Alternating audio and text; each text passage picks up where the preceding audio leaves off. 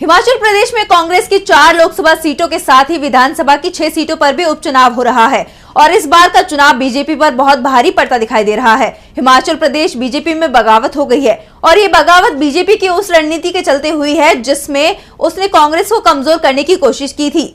तो कैसे बीजेपी की रणनीति उसी पर पड़ गई भारी, देखिए इस रिपोर्ट में। कांग्रेस के 6 अयोग्य घोषित विधायकों को उपचुनाव में टिकट देना बीजेपी को भारी पड़ गया है। इससे बीजेपी में टिकट के दावेदार तमाम नेता नाराज हो गए हैं।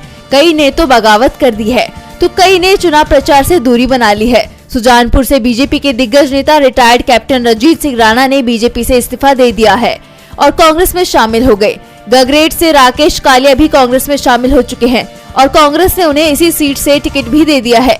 लाहौल स्पीति से चुनाव लड़ने वाले डॉक्टर रामलाल मारकंडा खुलेआम अपनी नाराजगी जाहिर कर चुके हैं। कुटलैहड़ सीट से बीजेपी नेता वीरेंद्र कंवर ने भी पार्टी से इस्तीफा देने के संकेत दिए हैं। इसके अलावा बीजेपी के दूसरे दिग्गज नेता भी दल बदलुओं को बीजेपी का टिकट दिए जाने से नाराज हैं।